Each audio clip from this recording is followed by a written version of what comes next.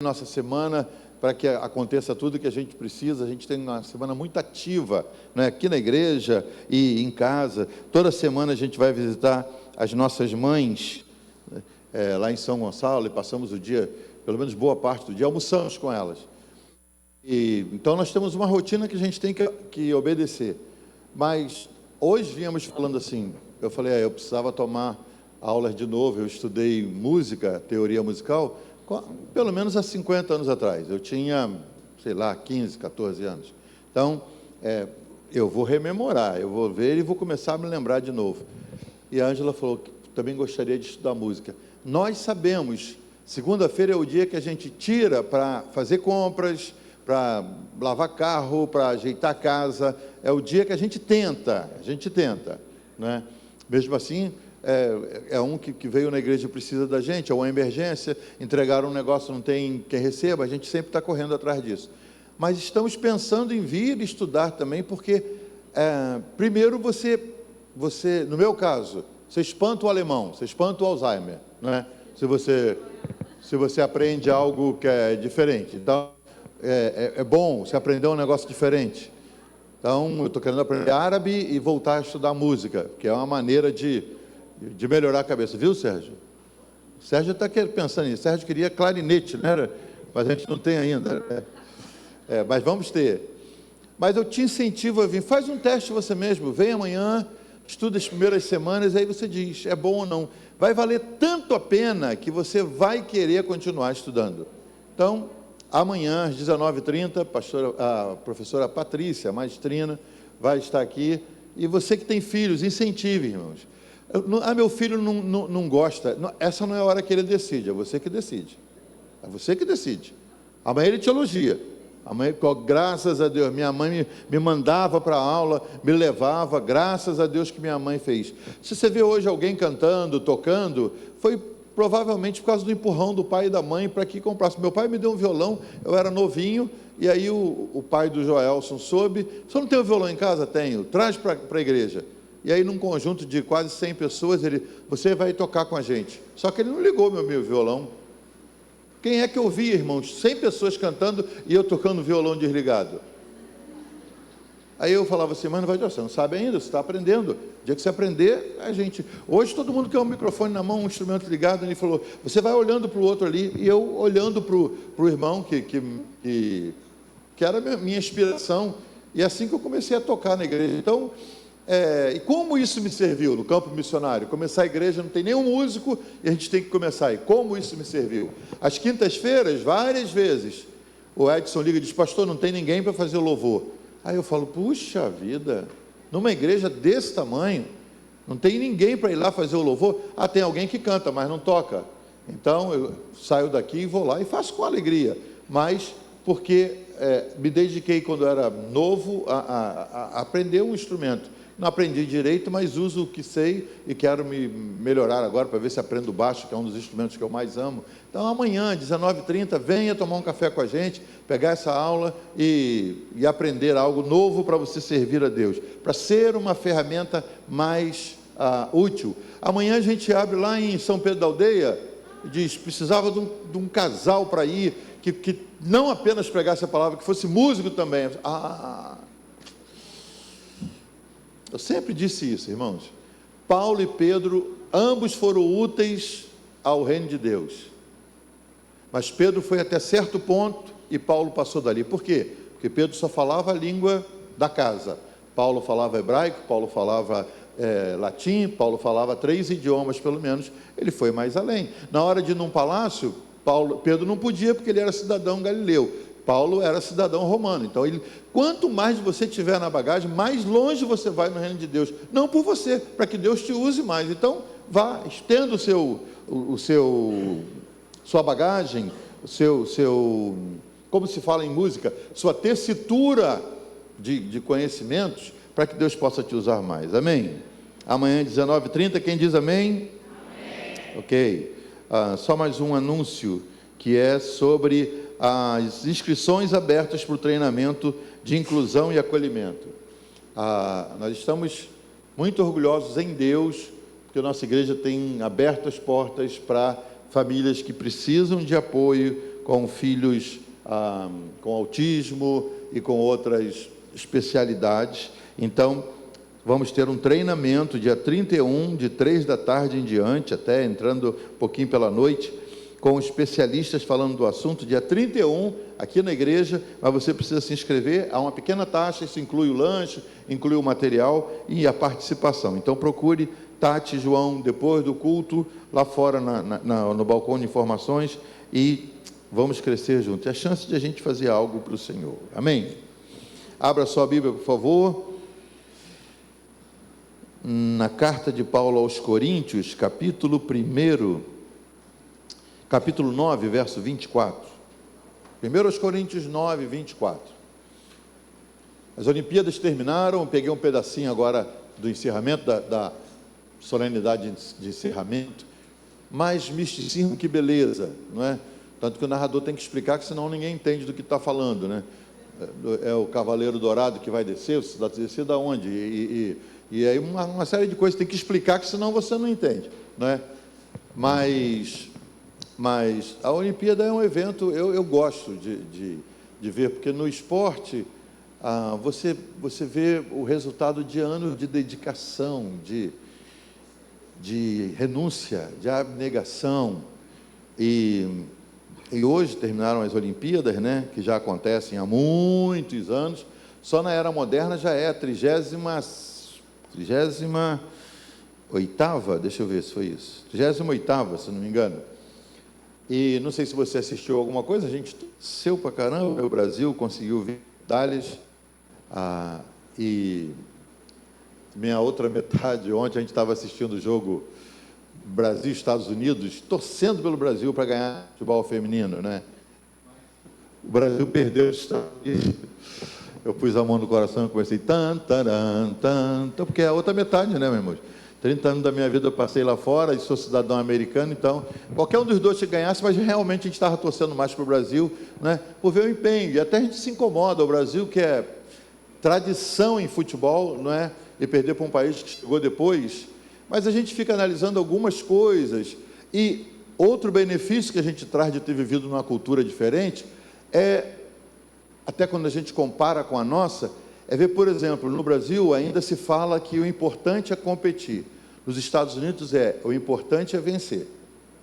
Se você não vencer, ok, mas você vai para vencer. E é por isso que saíram sempre saem, né, como os maiores medalhistas, e disputando em todas as modalidades, eles vão crescendo, porque há uma dedicação. E uma especialidade dos Estados Unidos, eles estudam os adversários que são bons, com muitos filmes, eles passam horas. Eu vi, por exemplo, no jogo de vôlei, que nós perdemos para os Estados Unidos também, eles estudaram cada uma das meninas do vôlei, e eles estudaram a Ana, que estava numa posição. Dali para frente, mas quando a Ana ficou naquela posição, todos os saques americanos eram em cima da garota. Ela já não aguentava mais. Os saques todos vinham. E a narradora dizia assim, tira ela daí, falava para o técnico, né? A gente ficava dando ordens para o técnico, tira ela, muda o foco, porque eles só jogavam nela, ela não aguentava mais, a bola batia nela, respingava, e aí ponto para os Estados Unidos. E de novo nela, eu falei, meu Deus, tira ela um pouquinho, já que no vôlei você pode fazer essas trocas. De alguma maneira, muda a tática. E ela falou, eles estudaram, eles viram as fraquezas do nosso time, e eles estão jogando em cima das estatísticas. Não vão ganhar porque são os melhores, porque a tradição é do Brasil também no vôlei. Vão ganhar porque estudaram a gente, estão vencendo o inimigo porque estudaram o inimigo. São coisas que você aprende, e nessa hora de Olimpíadas a gente fica observando e diz, vão ganhar de novo, vão ganhar não porque são os melhores, mas porque estudam, e isso é bíblico. Eu queria tirar alguma coisa das Olimpíadas para a gente poder estudar. Vamos para esse texto de Paulo escrevendo aos Coríntios e a nós. Paulo diz assim no versículo 9, verso 24, vocês não sabem que os que correm no estádio, todos, na verdade, correm, mas um só leva o prêmio? Parece que ele estava assistindo uma Olimpíada, né? Corram de tal maneira que ganhem o prêmio.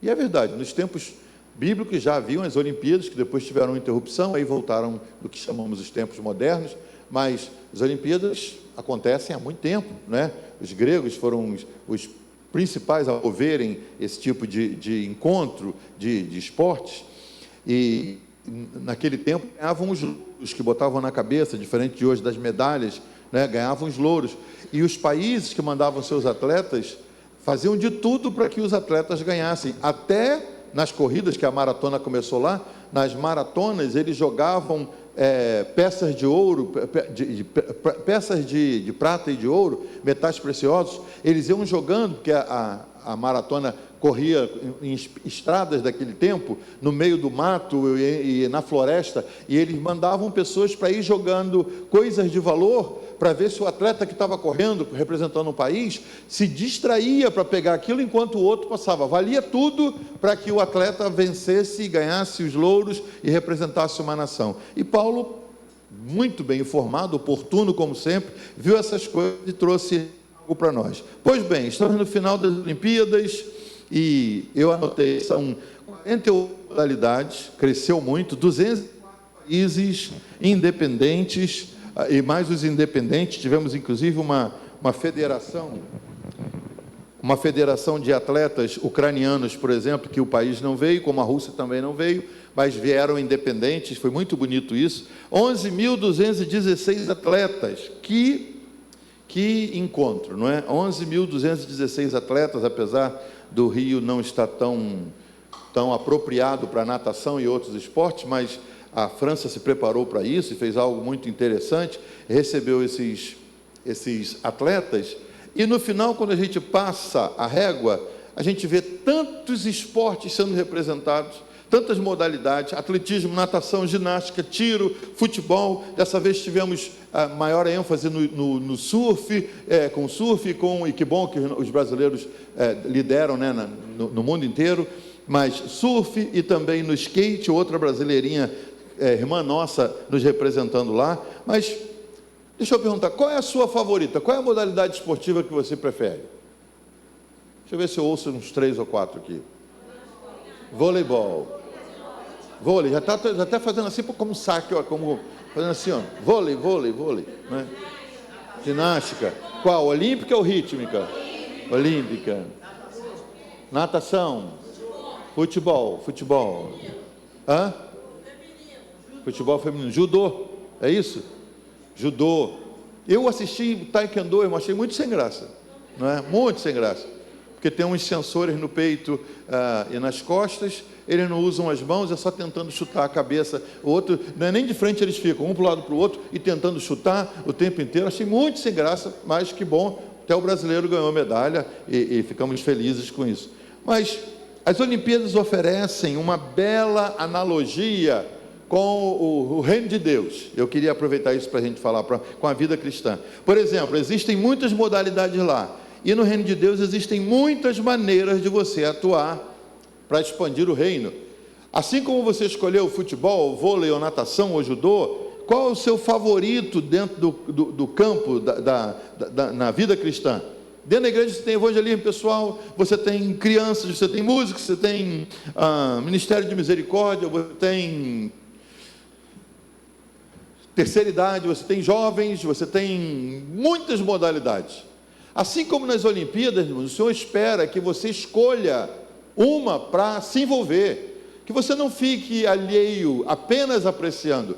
Nas Olimpíadas existem aqueles que trabalham, que performam para levar uma medalha e representar uma nação, e aos que assistem. No reino de Deus, Deus nos chama a todos para sermos atletas no corpo de Cristo, no reino de Deus. Não basta que apenas você observe e diga: a música é tão linda. Envolva-se. Você sabe que um atleta gasta muito tempo da sua vida se dedicando, e a carreira de um atleta ela é curta, por causa da idade, o envelhecimento natural que acontece. Mas no reino de Deus você pode escolher uma área, né, e se envolver nela. Você pode escolher uma área e se envolver nela. E qual delas você se sai melhor? Isso é muito importante. Não é porque você viu alguma coisa e gosta, mas em que área do reino de Deus, na vida cristã, você sente que é mais útil, você se sai melhor. Cada um de nós tem que descobrir em qual ou quais áreas a gente se sai melhor no reino de Deus. A Olimpíada teve 11 mil e tantos atletas, nenhum deles é bom em todas as modalidades? Nenhum. No máximo em 2 ou 3. Até no atletismo, que o sujeito tem que fazer coisas diferentes, não é? Corre sozinho, 400 metros, com barreiras e tal, maratona, mas ele não faz tudo, ele não faz ginástica rítmica também, nada, não. Você tem que descobrir no reino de Deus em que área Deus te chamou, porque nenhum atleta está nas Olimpíadas simplesmente porque quis. Por que eles estão lá? Eles estão lá porque foram escolhidos. Eles passam num crivo. Ele foi classificado para a Olimpíada. Por quê? Porque ele se desenvolveu, ele foi para o ginásio, ou um clube apresentou, e aí o comitê escolhe. Então, assim também nós, nenhum de nós faz a obra de Deus porque simplesmente a gente quer. Não, nós fomos escolhidos, fomos chamados e fomos recrutados. Você foi chamado, diga para o seu irmão, você foi chamado. Você foi chamado, você foi escolhido, você foi recrutado. João capítulo 15 diz assim: eu vos escolhi, palavras de Jesus, eu vos escolhi e vos nomeei para que vades e deis fruto. Você foi escolhido, irmão. Não tem como, eu não fui chamado, meu nome, não ouvi meu nome. Você está ouvindo o seu nome, o Senhor te chamou para que você vá e dê fruto. O texto de Paulo diz aos Coríntios que nós todos, e nós aqui também, vocês não sabem que os que correm no estádio, falando de um atleta, todos na verdade correm, mas só um leva o prêmio. Naquela época não tinha ouro, prata e bronze, era um prêmio só para quem vencesse. Corram de tal maneira que ganhem prêmio. Paulo está falando que como atletas nós não podemos nos isentar do chamado, nós temos que ir, fomos recrutados, fomos chamados, e que venhamos a correr, a performar, para ter o prêmio que está proposto para quem ganha. O texto fala de atletas, de prêmios, de corridas, e diz que nós precisamos, como atletas, conquistar esse prêmio. Você não está à toa nessa terra, você não está aqui por acaso, você veio com um propósito, e um propósito de, assim como os atletas, elevar o nome do Senhor. Quando um atleta sobe, o que acontece, irmãos? A gente nem sabe direito o nome dele. É Rebeca Andrade, ok, mas na hora que ela sobe no pódio e chamam o nome dela, ela sobe, dali para frente vamos ouvir o hino nacional do Brasil. Aí a bandeira brasileira é o hino nacional, é o pavilhão que está lá representando. Então perde-se o foco da Rebeca, e agora é a nação que ela representa que entra em destaque. Você foi chamado para correr de um modo que você vença, receba o prêmio e o nome do Senhor seja glorificado na sua vida. O que se faz aqui, seja uma canção que se toque, uma bateria que se toque, seja uma mensagem que se ministre, seja um abraço na recepção, uma aula no Kids, alguém trabalhando no estacionamento ou trabalhando na recepção da igreja. O que se faz aqui é para a glória do Senhor, não é para que a gente apenas receba o prêmio e diz: olha, o cara é bom na recepção, hein? Prêmio para ele. A gente pode até fazer isso, mas a gente quer que o nome do Senhor seja glorificado em alguém que até diga assim: fiquei nessa igreja, porque a hora que eu cheguei, eu levei um abraço tão caloroso na recepção, do irmão que eu já nem sei o nome dele, e por isso eu fiquei. O nome do Senhor foi glorificado, o reino se expandiu, e foi através de um atleta de Cristo, não é? Às vezes sem nome, que fez o seu trabalho de maneira a ser premiada. E nós fomos chamados para isso, chamados, recrutados, escolhidos para isso. Quais as características desses atletas que Paulo fala no texto dele? Paulo diz que devemos correr, como todos correm no estádio, mas um só leva o prêmio, então corra de maneira que ganhe o prêmio. Que atleta é esse, irmãos, que nós estamos sendo chamados a ser aqui? A característica desses atletas: primeiro, eles competem para vencer, não é só por competir. A gente não está aqui para simplesmente competir, estamos aqui para vencer, amém? A sua luta com o maligno é só para fazer força? Não, a gente foi chamado para vencer.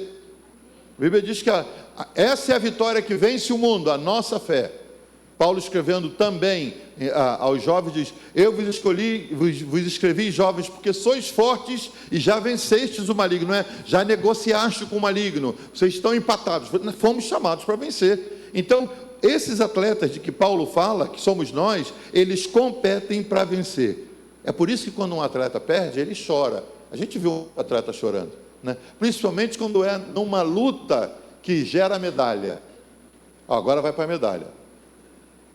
E aí você sabe, se eu perder, como as meninas brasileiras que estavam concorrendo à medalha de bronze. Então não tinha uma quarta opção, né? Quem fica em quarto lugar não leva nada. E eu via a ansiedade no coração de dizer, a gente tem que ganhar isso. E quem perde, chorava, né? Mesmo na disputa, por exemplo, com a Polônia, se eu não me engano, que era ou prata, e o país que perdeu, a Polônia perdeu, mas levou uma prata, irmãos.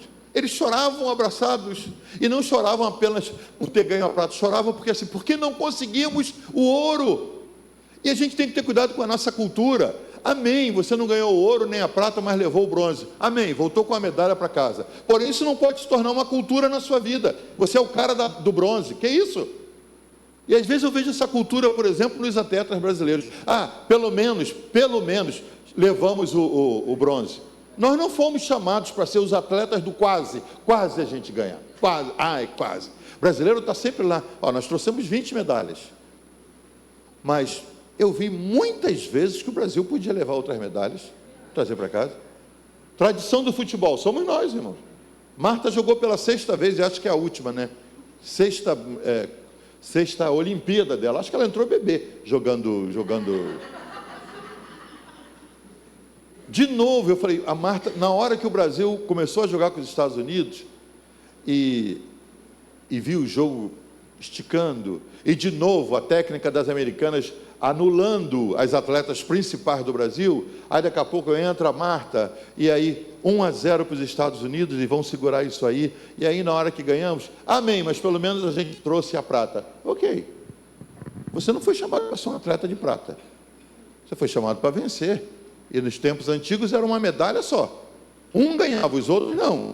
Nós fomos chamados para vencer. A gente não está aqui para ficar chorando que se perdeu. Perdeu numa batalha? Não, na guerra, perdeu numa batalha? Ok, chore, mas acumule experiência e diga, já sei como ganhar da próxima vez. A gente tem visto atletas que estão há 3, 4 Olimpíadas participando, sempre pontuam, sempre sobem no pódio, mas nunca levam a medalha de ouro. O que está vendo, irmãos? Comparando com a nossa trajetória, nós fomos chamados para competir, para vencer. Alguém diz amém? O que significa vencer no reino de Deus? Na Olimpíada você sabe. O que significa vencer no reino de Deus? Você vence quando você não para. Não para. Eu vi um atleta da Tanzânia em 2016, um maratonista. Ele caiu, se feriu, foi atendido e voltou. 1 hora depois da maratona ter acabado, ele chegou. Quando entrevistaram, ele disse essa frase, está escrito aqui: meu país não me enviou para começar uma corrida e não terminar. Eu não cheguei junto com os outros, mas eu tinha que terminar essa corrida. Enfaixado, atendido, passou mal. Você foi chamado para vencer. E quem vence é quem não para. Você não pode parar. A gente canta hoje de manhã que ninguém pode parar a igreja do Senhor. Você é a igreja do Senhor? Você não pode parar. Vamos em frente, seguimos em frente. Quem é o atleta que vence? É o que não para. Que vence. Você vence quando não deixa nada grudar em você. Nada grudar em você. Os atletas podem ter ganho uma medalha no dia de ontem, mas hoje ele não traz a medalha no peito na hora de competir. Por quê? Ele não quer que nada grude nele. Os velocistas e os ciclistas, eles raspam o corpo porque dizem que até o vento, quando eles estão correndo, ou estão na bicicleta, quando eles estão competindo, até o vento que para no pelo do corpo pode atrasar por alguns centésimos. Então, raspam o corpo todo, eles raspam o corpo todo para poder correr, porque eles não querem que nada grude neles. Se você é um atleta, seja um nadador, um corredor, um ciclista, nem medalhas antigas você carrega, porque você não quer nada grudando em você. Espiritualmente falando, irmãos, não deixe nada grudar em você. Nada do passado. Eu já ganhei isso. Você não precisa carregar essa medalha antiga. Você procura os atletas, vê se eles carregam as medalhas. Estou em casa, em alguma prateleira, ganhou, está lá. E quando alguém diz, esse é um medalhista de 2016, esse é um medalhista de 2024, amém, mas eles não carregam as medalhas. Por quê? Porque isso pode te atrapalhar na caminhada. Eu já fui ouro um dia. Você encontra isso dentro da casa de Deus. A pessoa que não está atuando em nada, mas quando se diz, irmão, tem tanta coisa para fazer. Já fui medalhista de ouro. 30 anos atrás, eu dirigi um louvor na minha igreja. 30 anos atrás, eu ia para as praças, eu pregava em presídio, eu fazia aquilo. Mas, irmão, e hoje? Tem outra Olimpíada acontecendo, e você está onde? Você não pode deixar que nada se agarre em você, nada pode grudar em você. Quais são os atletas que vencem? São aqueles que não deixam nada grudar neles. Venceu, glória a Deus, tem mais vitória para conquistar. Levou uma medalha no passado, tem outra hoje para levar. Eu ganhei muita alma, já ganhei muita alma para Jesus. E atualmente? Não, atualmente eu estou... Mas no reino de Deus, uma das grandes diferenças é que o atleta não envelhece. Você pode continuar até a volta de Jesus ganhando medalhas, ganhando prêmios, levando vidas para o Senhor, levantando o nome da nação cristã, levantando o nome do reino de Deus. Quem são os que vencem? Quem vence são os que não param, são os que não deixam nada grudar neles, e também você vence quando você dá o seu melhor. Ginástica rítmica, Vitória Borges, aquele grupo de 5 atletas, né? E elas faziam com o arco, faziam com a fita, faziam com a bola e também com os malabares, eu acho. Com massa? Que massa? Aquilo é massa? Perdoe a minha ignorância. E não é arco também não, né? É arco? É arco. Não é bambolê não, é arco. Arco eu acertei. Então, ela já foi uma ginasta entre nós ali, irmãos. E a Vitória Borges, tadinha, ela sofreu uma lesão, né? Acho que na panturrilha, mas uma lesão, e aí eles estavam bem, e o destaque é que o Brasil, que não tem tradição nos grandes nomes, né, dos países que vencem na ginástica rítmica, o Brasil estava entre os 10, e aí subiu para 4º, então já estava concorrendo para entrar para as medalhas. A menina se machuca, e o que eles fazem? Decidiram entrar, mesmo com ela machucada, só que as 4 faziam as exibições, e ela ficava num canto só, jogando o arco para cima, ou fazendo alguma coisa ali, para dizer, eu estou dentro, apesar de eu não estar fazendo. Como é algo feito em conjunto, e depende de que uma jogue para a outra, ela não participou, mas elas decidiram, vamos entrar, para que eles saibam, só não estamos fazendo do jeito certo, porque a gente não pode, mas a gente está aqui. Então, o atleta, ele dá o melhor dele, irmãos. Salomão, na sua sabedoria, ele escreveu, tudo que te vier a mão para fazer, faze-o com o melhor das tuas forças. É minha frase-chave que eu pergunto a todo mundo. Isso é o melhor que você pode fazer? Você fez algo, glória a Deus. Deus te abençoe por ter feito. Agora a segunda pergunta é, isso é o melhor que você pode fazer? Eu pergunto isso para mim o tempo inteiro. Eu me critico o tempo inteiro. Isso é o seu melhor, Jesus? Isso é o seu melhor? Você tem que entender como atleta de Deus, que os que vencem são os que dão o seu melhor naquilo que fazem. Tendo um público grande ou não, alguém assistindo ou não, faça o seu melhor, dê para o Senhor o seu melhor. Esses são os que vencem, são os que não deixam nada grudar neles, são os que não param nunca e são os que dão o seu melhor. Mas qual é a segunda característica de um atleta cristão? Eles não querem um de que junto ao seu nome, né? Nenhum atleta quer isso. De que significa desqualificado, e vários atletas foram desqualificados. Eu vi mais de 150 atletas já tiveram que devolver suas medalhas. É triste. A americana Jordan, que subiu no pódio junto com a Rebecca e com a Simone Biles, ela está sendo convocada para devolver a medalha, porque dizem que por alguma razão ela não passou na frente das romenas, se eu não me engano. E ela está sendo convocada, tão em litígio ainda sobre isso. Mas os atletas não querem um de que junto ao seu nome. Por quê? Por que não querem?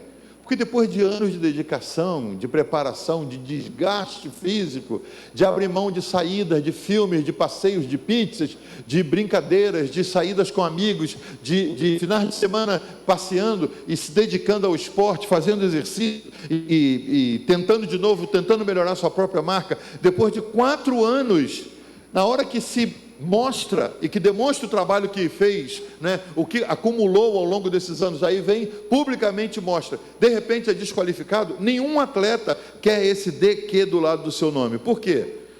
E por que um atleta recebe isso? Ou por completar ilegitimamente aquilo que se propôs a fazer.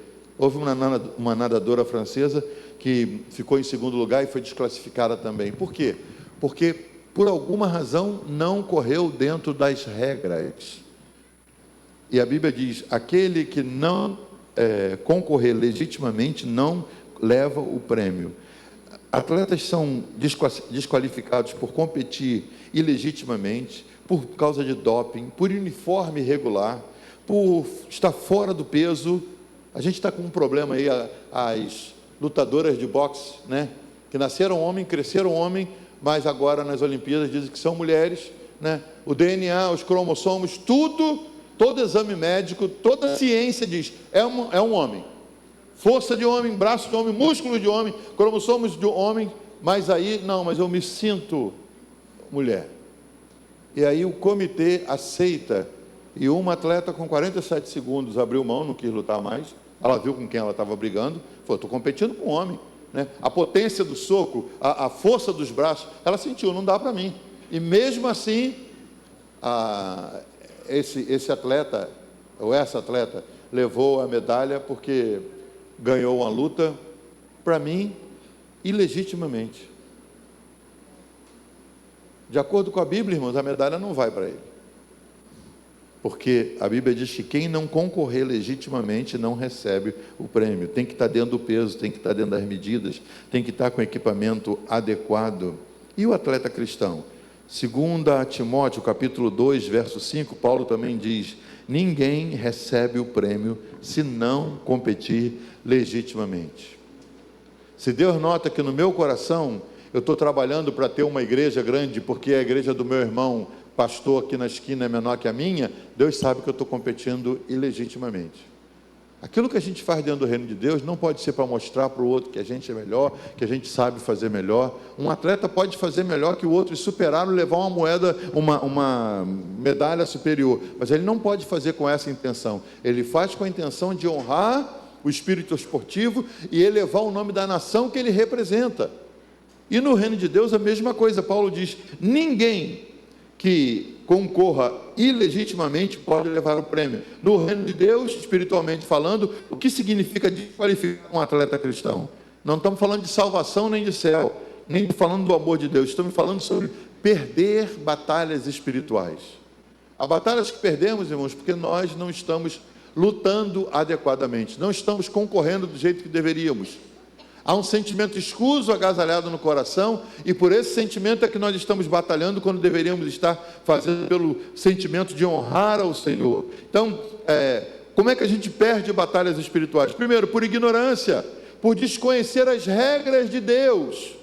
Você pode perder uma batalha, simplesmente não é porque o diabo é ruim, ele sempre será ruim, mas é porque você desconhece as regras de Deus, e igualmente você desconhece as artimanhas do diabo. Eu acabei de falar. Os Estados Unidos analisam os adversários, não inimigos, né? No esporte não tem um inimigo, tem um adversário, mas eles analisam quem eles vão enfrentar, perdem noites, analisando, vendo os filmes, vendo os vídeos, vendo as lutas anteriores, vendo os jogos anteriores, para saber como aquela atleta joga, como aquele ali reage, qual é a técnica que eles defendem, para que a gente possa vencê-los. Então, não é só na questão de supremacia, eles são bons nisso, nem são às vezes, estão começando no esporte, mas investem em conhecer as regras primeiramente e as artimanhas do adversário. Por ignorância a gente perde batalhas, a gente perde por não entender. A última série que fizemos aqui, falando sobre identificar espíritos familiares, vários testemunhos nós recebemos de pessoas dizendo: pastor, agora eu entendo por que acontecia isso na minha família, agora eu estou discernindo um padrão de comportamento repetitivo acontecendo na minha casa, na minha família, geração após geração, um peso geracional que a gente carregava, e eu pude tomar autoridade em Deus e dizer: não mais na minha casa, meus filhos não vão pagar esse preço, meus netos não vão pagar esse preço. Por quê? e entenderam, nas batalhas espirituais você não pode perder por ignorância, você tem que conhecer as regras e conhecer o maligno. Essa coisa de eu não quero saber do maligno, pastor, porque deixa ele lá e eu aqui, você já é um perdedor, você já entra perdendo. Você tem que saber como ele atua, você tem que entender as manias que ele tem, o jeito que ele ataca.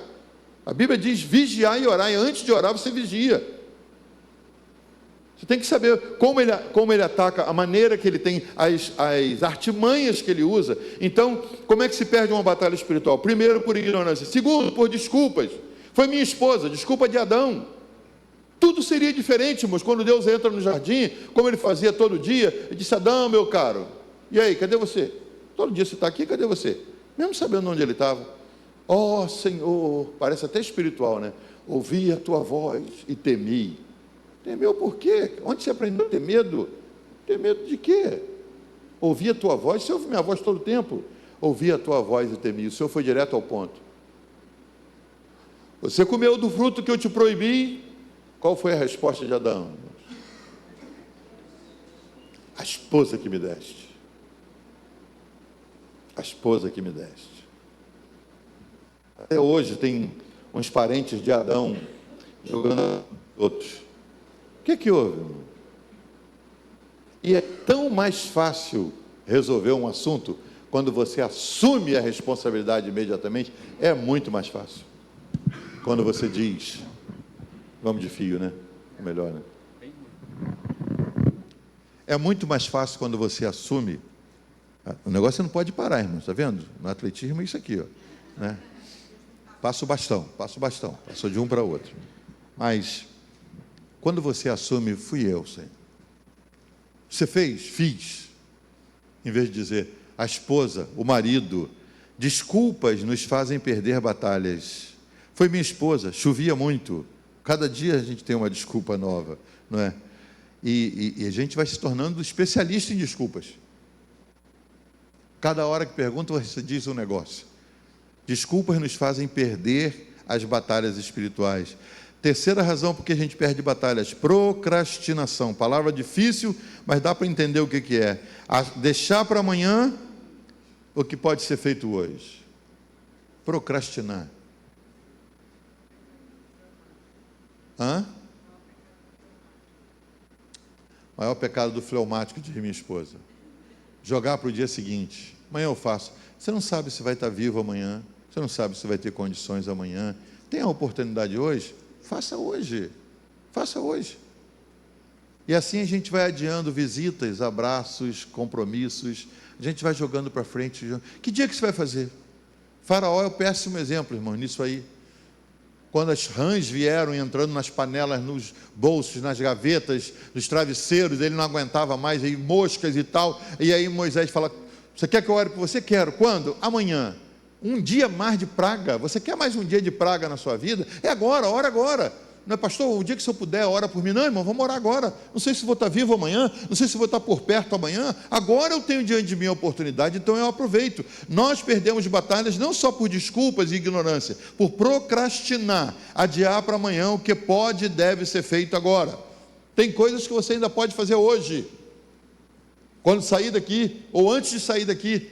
E se você jogar para amanhã, quem sabe você não consegue fazer mais. Procrastinar é uma das razões pelas quais a gente perde as batalhas. Preguiça. O sangue de Jesus tem poder. A preguiça é uma desgraça. Preguiça toma conta do corpo inteiro. Se você não vigiar, a preguiça toma conta. Eu preciso ir. E não foi porque, rapaz, eu amanheci. Meu Deus. Eu estou com 65, quase 65, irmãos. Até hoje, eu não me lembro de ter amanhecido um dia com vontade de fazer exercício. Nem um dia. Eu acordo, é um ritual. A porta do meu banheiro é em frente, é daqui no Erickson.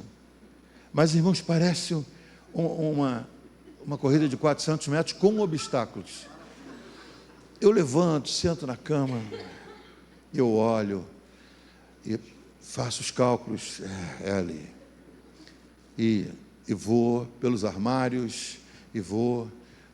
Quando eu volto, eu sei, se eu não dobrar o joelho e orar agora, eu não oro mais hoje. Eu já caio de joelho, não é? Eu não me prostro em reverência, eu despenco de joelhos. Digo, Senhor, Tu sabe, eu estou aqui ainda, Senhor, estou juntando ainda os fragmentos da alma, mas eu quero orar, porque eu Te reconheço como Senhor e tal. Aí a mente vai se ligando e tal. Ah, pastor, eu não oro. Vou ser sincero, é porque eu não tenho vontade, eu tenho preguiça. Tu acha que eu sou um amante de oração, irmão? Tu acha sinceramente que eu sou esse cara da oração que ama? Não, eu oro porque eu preciso. Você precisa. Expulsa essa preguiça em nome de Jesus. Está amarrada a preguiça. Amarrada em você. A preguiça está amarrada em você. Desamarra essa preguiça, joga longe. Dobra os joelhos. Quer amarrar, amarra para longe. Mas dobra os joelhos e clama. Pai, eu vou orar agora, Pai. Eu não estou com vontade. Seja sincero para Deus. Senhor, eu não estou com vontade nenhuma de orar, mas eu preciso orar. Eu preciso orar e eu vou clamar. Essa história da gente dizer, eu não estou com vontade, isso é preguiça. Desobediência. Por que perdemos batalhas? Desobediência. Deus disse, não vai agora, e você foi. Deus disse, vai. Você, não, vou esperar mais um pouco. Tem uma mensagem boa para pregar, se você está preparando e querendo um tema, baseado na bateria de surf. Porque quem é o campeão mundial, irmãos? Gabriel Medina. Não tem como, né? Viu aquela foto espetacular, ele no ar, em pé, e a onda atrás dele? O homem ganhou um prêmio por aquela foto, não é? Que a hora que ele vence, ele sai, ele joga o corpo para cima, e aí ele voa por um instante, e o homem fotografou ele em pé no ar assim, e a prancha pendurada atrás dele. A prancha sempre está embaixo, a prancha vem seguindo o vencedor. E ele ganha, mas na última hora, para disputar o ouro, ele estava com o oponente dele que fez lá a pontuação e ele está esperando a onda dele. E tem um tempo lá, não sei quantos minutos, espera uma onda, outra, 2, 3, não vem onda boa, terminou o tempo, pronto, ele virou medalhista de prata. Por quê? Porque ele não teve onda para disputar. Sabe como é que é essa mensagem? Eu vou te dar o título. Perdendo sem jogar, sem competir. Ele não competiu. E tem gente perdendo porque não compete. Vou esperar a próxima onda, vou esperar. Meu irmão, eu vi uma ondinha passar, mas não é onda do meu nível, não é onda do meu nível. Estou esperando a onda, pastor, estou esperando a onda. E estou aqui na água, as pernas já estão frias, na água fria. Tubarão chegando perto, e está ali, mas não pega a onda, terminou seu tempo, acabou, perdeu. A gente perde batalhas por desobediência, por não prestar atenção. Olha o sinal, a onda está vindo. Perdeu, ou por inconsistência. A última das 6 razões por que a gente perde batalhas. Inconsistência. Esse é um problema da maioria de nós. Começamos coisas que não terminamos. E a gente tem que vigiar. Aqui na igreja, várias coisas nós começamos e não terminamos. Alguns irmãos falaram assim, pastor, fui numa igreja e quando cheguei lá, pastor, é impactante. As pessoas com placas assim, você é bem-vindo, esse é o seu lugar, Deus te ama, que bom que você veio. Mandei fazer as placas. Estou quase mandando vender as placas para outra igreja. Porque eu não acho ninguém, né? Esse pessoal que foi em outra igreja e achou lindo, não pega a placa para ir para a porta. Eu estou pagando quase as crianças, vocês podem. As crianças querem com as placas. Aí vem outro e diz, pastor, eu fui numa igreja, mas foi muito lindo. Uma criancinha assim com a caixinha cheia de balinha, e um outro com a plaquinha assim, mostre sua Bíblia e ganhe um mimo. Falei, agora, mandei fazer 500 balas. Comprei a cestinha, mandei fazer a plaquinha. Irmãos, as balas estão aí grudadas no papel. Ninguém pega, por quê? Porque não tem ninguém animado para dar continuidade. Fizemos uns dias, mas não tem mais. O que é isso? Inconsistência. A gente começa coisas boas e não levamos para frente. Será que é tão difícil? Tem que ser tão qualificado assim para segurar uma cestinha com bala, um sorriso assim, sem saia, e a plaquinha fala para você, mostra a Bíblia e você leva uma balinha. Mostrou, o outro dá a balinha. Pronto. É bonito na igreja dos outros, mas na nossa não é bonito, sabe por quê? Porque exige que a gente faça, então a gente descontinua. Sabe quando você foi comprar um produto e dizem assim, descontinuaram, não fazem mais. Isso é um problema nas nossas vidas. A gente descontinua coisas por inconsistência, não levamos adiante coisas boas que nós começamos. Eu estou cobrando dos líderes de ministério. A gente viu, alguém mostrou um vídeo, pastor, uma barraca na rua, e os irmãos embaixo cantando, e as pessoas parando e falando em línguas, e glória a Deus, vamos para a barraca, compra a barraca, foi ou não foi, Sérgio? Compramos o barracão, azul, bonito, vamos botar esse barraca na rua, é simples, temos aqui 15 ministérios, cada sábado vai um, me fala, vai até ter fila, os ministérios vão comprar do outro direito de ir, de tanta vontade, senão vão esperar 15 semanas para ir. Fizemos a primeira, bonito, irmãos, conseguimos lá na drogaria, em frente ao Norte Shopping, gente passando, anotando o nome, fazendo pedido de oração, recebendo oração, eu fui lá, toquei também, outros irmãos tocaram, e ficamos um tempo lá dando água, para quem queria, a drogaria ofereceu para fazer outras vezes, aí não fomos mais. A barraca voou? Não, ela está aí. Tem água ainda para dar? Tem, irmãos. Está até envelhecendo a água. O que falta? Falta isso aí, ó. Consistência. Deu certo? É bom. Por que não faz de novo? Aí você acha que é natural, não é não, é espiritual. Pastor, nós somos a igreja de Jesus. Como é que você vai dizer que é espiritual? Aquilo que é bom e vai edificar o reino, Satanás vai lutar para que você não continue fazendo. Você começou a ler a Bíblia no início do ano? Começou. Consegue ler com facilidade durante o ano, irmão? Que isso? Levítico é um peso. Quando chega em Levítico, Jesus, essa lei falarás para os teus filhos e aos filhos dos teus filhos e aos filhos dos filhos dos teus filhos. Levarás o candelabro a esse lado, colocarás a 3 palmos de além. 45, vai, não aguento isso não, Jesus não aguenta. Mas irmão, o livro de Levítico vai passar. E você vai para o outro, e você vai para o outro, e daqui a pouco você está nas cartas, e você vai curtir Atos e tal. Por que não chega lá? Inconsistência. Quantos já começaram a ler a Bíblia tantas vezes e não terminaram? Por quê? Inconsistência. Atleta que não performa, porque não continua fazendo, ele descontinua, ele não tem consistência, e por causa disso perde a batalha. E aí acaba levando um DQ, desqualificado. Hebreus capítulo 12, verso 11 diz assim: visto que temos uma tão grande nuvem de testemunhas que nos rodeia, livremo-nos de todo embaraço e todo pecado que tenta se agarrar a nós. Ah, pastor, graças a Deus, negócio de pecado eu não tenho não, mas tem embaraço. Embaraço não vem com rótulo de pecado, mas te embaraça. Você se amarra nas mesmas coisas sempre para fazer a obra de Deus. Sempre tem uma desculpa, sempre tem alguma coisa que te impede. Isso a Bíblia fala em Hebreus, é embaraço, não deixa você correr, embaraçado no peso, embaraçado nas regras, embaraçado em desculpas. Mas a Bíblia está te chamando hoje, em nome de Jesus, com a ajuda das Olimpíadas, para que você seja um atleta que vence, um atleta que medalha, um atleta que levanta a bandeira e o nome do Senhor, amém? Característica de atleta cristão. Qual é a terceira característica? Eles são disciplinados. Na realidade, os atletas são considerados os cidadãos mais disciplinados do planeta. Eles têm disciplina, né? Olha esse refrigerante gelatinho, toma não. Você não gosta? Gosto demais da conta, mas não posso não. Estou com o olho nas Olimpíadas, não posso não. Olha essa alimentação, não posso não. Olha o churrasco, não posso não. Olha isso, não posso não. E a turma vai sair de noite, não posso não. Posso pegar friagem não, rapaz. Estou concorrendo, estou me preparando. Um atleta cristão, ele é disciplinado no sono. Ele tem hora para dormir, hora para acordar, hora para deitar e acordar. O descanso dele é disciplinado, a alimentação dele é disciplinada, a hidratação dele é disciplinada, o treinamento dele é disciplinado, as rotinas de exercícios e de abstenções, em tudo isso eles são disciplinados. O que é disciplina?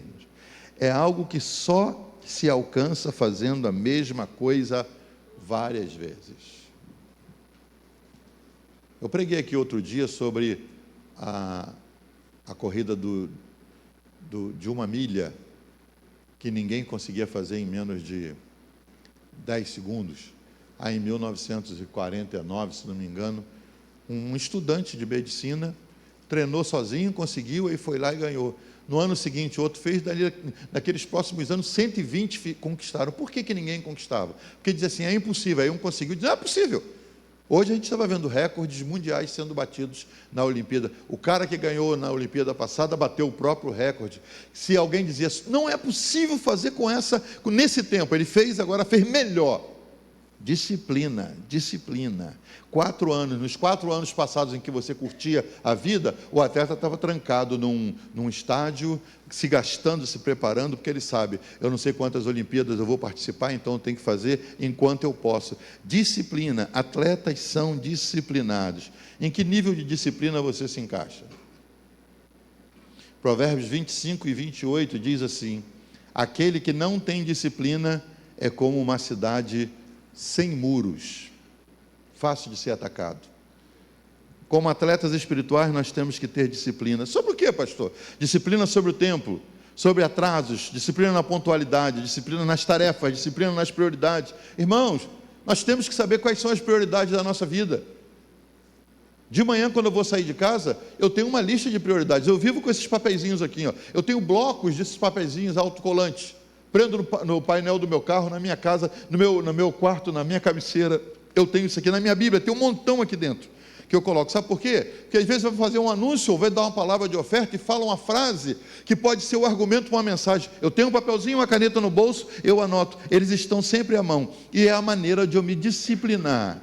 Como atletas espirituais, a gente tem que ter prioridades. O que vem primeiro? Eu tenho que sair para levar o filho para a escola. Não, antes você tem que orar a Deus para abençoar seu dia, senão seu dia vai ser uma bagunça, porque você não ordenou antes o seu dia na presença de Deus. A prioridade é orar. Eu tenho que fazer a comida rapidinho. Acorde mais cedo. Pastor, já acordo 6, acordo 15 para as 6. Sempre que alguém me diz assim, eu não tenho mais tempo. Qual é a minha pergunta, irmãos? O que você faz de madrugada? Arranje tempo de madrugada para ler, para orar. Estão aí ainda? Como atletas espirituais, nós temos que ter disciplina sobre nosso tempo. Nós não queremos que Deus atrase nossas bênçãos, mas eu posso orar dizendo, me abençoa na mesma medida que sou pontual com as coisas de Deus. Você pode dizer para Deus, Senhor, me dê as minhas bênçãos na mesma medida que eu atendo as tuas prioridades. Você tem coragem de fazer uma oração louca dessa, irmão? Senhor, na mesma medida que eu sou disciplinado com as tuas coisas, pode me abençoar. Alguns vão esperar muito. Por quê? E às vezes a gente fala assim, irmãos, e aí você fica até chateado. Há dias atrás, numa sexta-feira de manhã, eu não ia falar. E aí decidi falar. E aí eu falei e eu vi que nós começamos a oração às 9 horas. E aí, quando deu 9h20, por aí, vários irmãos começaram a chegar. Aí, a semana seguinte, eu falei, não é possível, estou com a impressão errada. Isso não deve ser de Deus, não, isso é uma coisa maligna. Eu estou achando que meus irmãos chegam a partir de 9h30 para não orar. Não é possível que os irmãos vêm para a oração e chegam a 9h30. Não é possível. Eu acho que, Senhor, me perdoa por esse pensamento. Eu estou achando que tem alguns que chegam atrasados para não orar. E aí eu expressei esse sentimento, falei, irmão, vamos dar o nosso melhor para Deus. É uma sexta-feira de manhã, você tirou o dia para vir, chegue na hora para orar ao Senhor, venha cedo para orar ao Senhor, para depois a gente ter um tempo de louvor, ministração, e a gente toma o café juntos, entrega o jejum às 11 horas, quando terminamos aqui. E eu vi que caiu o clima, irmão, caiu o clima. No final, um irmão veio falar comigo, pastor, o senhor sabia que eu precisava ouvir um negócio desse faz tempo? Porque eu só chego atrasado nas reuniões. Falei, bem, era de Deus, eu não sabia. Nós temos que priorizar as coisas que são de Deus para que Ele possa priorizar nossas necessidades quando nós precisamos. Como é que é a sua disciplina para usar o dinheiro, irmãos? Há bons crentes, amantes de Jesus que vão para o céu com a gente, que frequentam cultos, que até dizimam, mas têm problemas com finanças sempre. Não é porque as finanças estão escassas, é por má administração, não sabe disciplinar. Você não prioriza as coisas que você tem que priorizar nos seus gastos. Um bom atleta, ele sabe o que é disciplina, o que você gasta, o que você guarda. Disciplina com meus sentidos, o que eu falo, o que eu olho, o que eu ouço. Eu tenho que disciplinar os meus sentidos que Deus me deu, para que eles sejam bem empregados naquilo que eu preciso para crescimento pessoal. Disciplina é saber dizer não para coisas que são lícitas, mas não convém. Disciplina é saber dizer não para coisas que são lícitas, não são proibidas, mas elas não convêm. Você pode dormir 10 horas, é lícito, ninguém vai te prender por isso. Você pode dormir 12 horas, ninguém vai te prender por isso. Mas não convém, durma 8 horas e está bom, irmão. Deus te abençoe. Eu não consigo tempo para ler a Bíblia. Você dorme 10 horas, dorme 8, lê 2 horas de Bíblia por dia. Você vai, em poucos dias você vai terminar com a Bíblia toda. Disciplina com os seus sentidos, disciplina com o que pode ser lícito, mas não convém. Grandes atletas de Deus, por falta de disciplina, receberam um desqualificado na sua reputação. Sansão foi um deles. Que atleta de Deus foi Sansão, irmão? Que vencedor, né? Na raiz da palavra, está andando pelo mato, 1000 soldados aparecem. 1000 é um pelotão, 1000 é muita gente. Sansão podia se entregar. Sansão diz: caramba, eu sei uma espada, nem um estilingue, não tem nada aqui. E os caras chegando perto, olha para o lado, tem um cadáver de um jumento. Ele pega da ossada, ele tira um osso, né? Soube escolher. Pegou um osso que tinha uma curva, que tinha um gancho, né? Ele agarra naquele osso e diz: ok, vamos lá. E vem aqueles 1000 homens, e como diz o pastor Alexandre, foi um jumentocídio, porque ele matou 1000 homens com a queixada de um jumento. Que atleta! Aí você vai ler a história, como terminou? Como um palhaço acorrentado com os olhos vazados. Por quê? Porque não soube ser disciplinado, quis se envolver com mulheres que não podia, enquanto os pais diziam: meu filho, para aquele lado não. Um atleta que não soube ser disciplinado nos seus impulsos. Moisés, atleta de Deus, realmente cresceu no Egito e na sua juventude ele aprendeu de tudo, mas não foi disciplinado quanto à sua ira. A gente perde por se irar. Como crentes maduros e atletas experimentados, a gente tem que aprender a disciplinar a nossa ira. A Bíblia diz: irai-vos, pode se irar, mas não pequeis. E não se põe o sol sobre a vossa ira. Se irou com sua esposa, o que é muito comum, né? Acontece em todas as casas. Se irou com sua esposa, mas não guarda essa ira para o dia seguinte, que você não tem condições de juntar a ira de 2 dias. Então resolve isso de noite, não se ponha o sol sobre a sua ira. Irou-se, mas não peque. Ficou irado, diz: você é uma, olha, está irado, irmão, tá? Sai de perto, vai para longe, soca a parede, enche a cabeça, bota a cabeça debaixo do chuveiro, mergulha na piscina e fica no fundo um tempo, até passar, e sai. Não está bom ainda, volta para o fundo e tal. Não deu tempo nem de tirar a roupa, entra com roupa na piscina, e depois que sair, você vai: oi amor, pronto, já esqueceu, passou a ira. Administre a sua ira. Moisés, por não administrar a sua ira, ele foi um atleta que levou um desqualificado. Eli, irmãos, por não disciplinar seus filhos, foi desqualificado. Não deixou sequer herança. Disciplina não é algo fácil. Diga comigo: disciplina não é algo fácil. Mas é possível. É possível. E se você se propõe a fazer e continuar fazendo, você vai chegar uma hora que você vai conquistar. O Michael Phelps, né, da Olimpíada anterior, as pessoas dizem: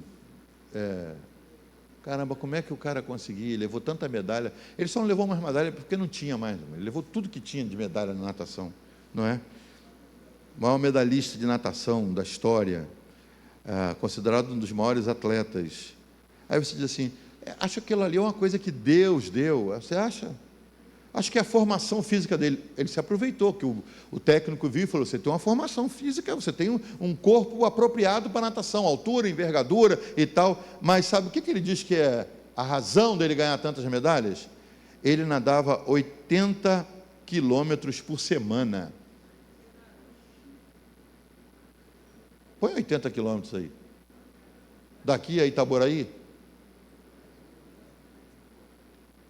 Você sabe que o cara toda semana ia nadando daqui a Itaboraí? Como se fosse um rio que ele nadava daqui a Itaboraí e voltasse. 80.000 metros por semana. Stephen Curry, que disputou agora com os Estados Unidos o basquete, e deu um show. O cara diz: ele fez o impossível. Cristão também, servo de Deus, cestinha, desde dos outros Jogos Olímpicos. Você acha também que é porque ele é espiritual, pastor, ele é servo de Deus, ele é abençoado, ele clama o sangue, ele vence? Não, irmãos, ele treina 500 cestas por dia, Todo mundo vai embora e o cara fica lá. E mais distante, e mais distante. Já teve jogo que o cronômetro correndo, falta 2 segundos, ele está correndo e ele joga para trás a bola. E nem ele acredita, como se é a última jogada, ele joga a bola para trás. Aí os caras gritam, quando ele olha, a bola dele está entrando na cesta. O que é aquilo, irmão? Que coincidência, que acaso, que nada, irmão. Aquilo ali é 500 arremessos por dia. E vai ficando bom, a distância entre ele e a cesta vai ficando cada vez mais curta, de tanto treinamento. Disciplina, disciplina. A Rebeca Andrade, que ganhou a medalha de ouro agora, ela falou, eu vou ter que me aposentar, que eu não tenho mais condições de continuar. São 9 horas de treino por dia, 9 horas por dia. A gente nem trabalha isso, você trabalha 8, ela treina 9 horas por dia para ser a campeã que foi. Você é um campeão de Deus. Você é um campeão. Diga para alguém, você é um campeão de Deus. Você é um campeão, Marquinhos. Você é um campeão, Luiz. Você não foi chamado para competir, você foi chamado para vencer. Você não foi recrutado para ser desqualificado. Você tem a assistência do Espírito Santo, seu técnico, para te ajudar a ser disciplinado. Onde? Na oração, na leitura, nos compromissos. Você é um vencedor, meu irmão. Fica de pé, por favor. Ainda que você caia, você se levanta com a ajuda do Espírito Santo. E o que você faz? Você segue em frente. De novo, Paulo, cito Paulo para terminar, ele diz, mas em todas essas modalidades, em todas essas coisas, somos, ele não fala somos competidores, somos atletas, aqui ele muda o termo, somos mais que vencedores. Sabe o que significa a palavra mais que vencedores? É super campeões. Mas em todas essas coisas, somos mais que vencedores por Cristo Jesus, nosso Senhor. Você é um vencedor. Faz uma cara de vencedor. Isso. Que vencedor é esse? Vencedor está chorando ou está rindo muito a hora que ele sobe no pódio. Essa cara de frieza, de como é que eu cheguei aqui, isso não cai bem para você. Você é um vencedor. Vencedor, mais que vencedor. E eu quero declarar uma semana de vitórias sobre a sua vida, em nome de Jesus. Mas tem um problema sério, é mais um pódio para você subir, irmão. Mais um para você. Você viu aquele brasileiro que foi lá e fez uma marca maravilhosa no salto com vara? Ele fez uma marca extraordinária. Mas aí tinha um outro lá disputando com ele, até rindo já, porque com aquela marca ele levava a medalha de prata, e ele mandou subir a barra mais uns centímetros.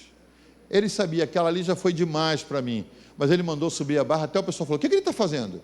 Sobe a barra. Lá vem ele correndo, e ele passa, que o outro que já estava com a medalha de ouro, não quis nem tentar, e aí ele subiu, ganhou a medalha de ouro, e o outro que estava na frente ficou com a de prata. O que é isso? Mais que vencedores. Eu vou me superar, eu vou... estamos em agosto, e eu não li a Bíblia até agora. Começa amanhã, dia 12. Começa amanhã a ler a Bíblia. Final do ano você vai estar feliz, dizendo, terminei. Pastor, não tenho. Começa em Mateus, então. Começa em Mateus. No final do ano você terminou o Novo Testamento. Aí ano que vem a gente começa junto no Velho Testamento, e aí você consegue vencer essa maratona de leitura bíblica na sua vida. Vamos lá, Asa, vamos terminar louvando ao Senhor. Mas esse a gente não conhece, né? Glória a Deus. Você é mais que vencedor. Diga para o seu irmão, você é mais que vencedor. Vamos terminar cantando. A gente pode cantar o que cantamos de manhã. Não caminhamos pelo que vemos, o que nos move é o que nós cremos. Nação Santa, somos a igreja. Vivemos por fé, estamos de pé. Será que você consegue cantar tirando esses pés do chão? Consegue? Vamos cantar ao Senhor e terminar assim.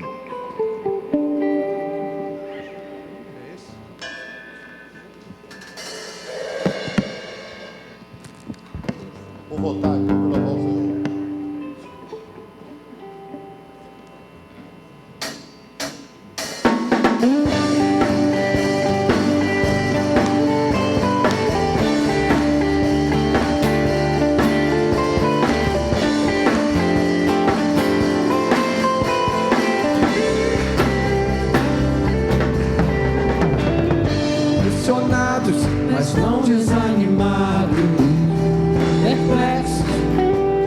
mas não desesperamos. Estamos de pé. O pódio te espera. Perseguidos, mas não abandonados. Abatidos, mas não destruídos. Estamos de pé. Declara. Não caminhamos pelo minério, e o que nos move é o que nós temos. Quem somos? Nação santa, Nascidos para vencer. somos a igreja, Vivemos por fé. estamos de pé. Mais uma vez. Perseguidos, mas não abandonados. Abatidos, mas não destruídos. Estamos de pé. Não caminhamos Não caminhamos pelo que Deus, o que nos move é o que nós temos. Nação santa, somos a igreja, vivemos por fé. Estamos de pé. Os recursos. Parou a igreja, o Coliseu não parou a igreja, os leões não pararam a igreja do Senhor. O inferno não pode prevalecer. Vamos avançar, não vamos parar de crescer. Ninguém pode parar a igreja do Senhor. a perseguição.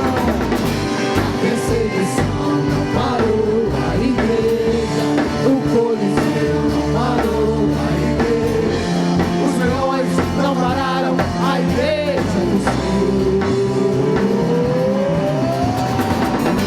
O inferno não pode prevalecer. Vamos avançar, não vamos parar de crescer. Ninguém pode parar a igreja do Senhor. Não caminhamos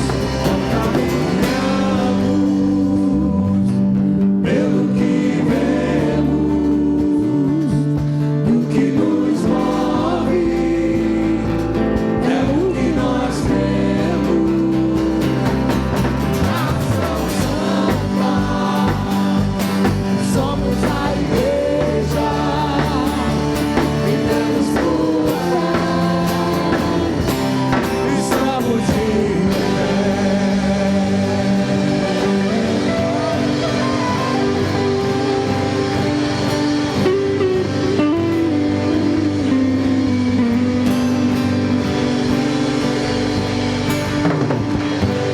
Que a graça de nosso Senhor Jesus Cristo, o amor de Deus, nosso Pai, a comunhão do Espírito Santo, seja com todos, desde agora e para sempre. Todo o povo de Deus diz: Amém. Cumprimente seu irmão, diga para ele: você é um vencedor.